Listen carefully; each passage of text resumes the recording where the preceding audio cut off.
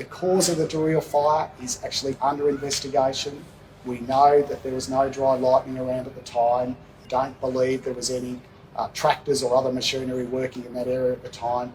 So at the moment, we are treating that fire as suspicious until we are able to prove differently. So at the moment, that is an active investigation by Victoria Police and the Country Fire Authority. And around 6:03 p.m. yesterday afternoon, a fire commenced at Clynes Road at Dereel. It took hold very quickly in some grassland before getting into the bush, and then with those hot northerlies, that fire was pushed southerly through thick forest and bush that actually saw a lot of spotting forward. The firefighting efforts for that, the immediate attack, was remarkable. We had aerial assets, we had around 13 or 14 aerial assets immediately deployed, and we had fire on the ground assets deployed, 60, 70 tankers on the ground there within 60 minutes. They were able to protect homes. The advice I have is around 117 homes were protected from being burnt.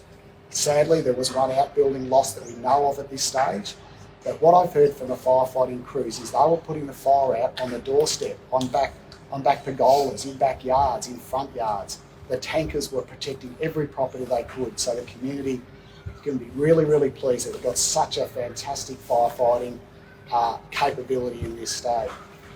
Yesterday, we saw the worst fire conditions for many years in this state. It was forecast to be catastrophic in the Wimmera and extreme for all the rest of the other parts of the western side of the state.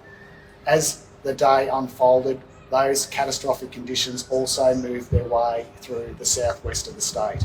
So the actual conditions themselves were catastrophic right through the western part of the state. We were particularly concerned with the fire, the Bayandine Rocky Road fire, that was still not under control. So a lot of work was done by the agencies, including CFA and Vic, CFA, Fire Rescue Victoria and others, to work as hard as they could to try and contain that fire ahead of yesterday's conditions. And they are to be thanked for that enormous work that they did.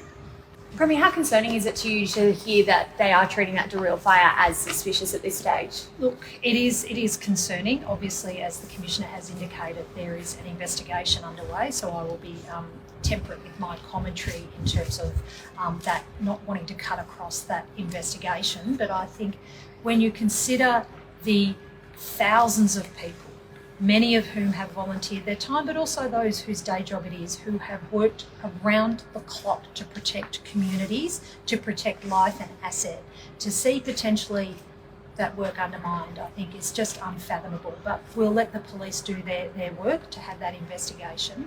And I think today is also, I do want to keep the focus today on thanking the huge number of people who put in a huge effort. We do extend to them our deep sense of gratitude and thanks.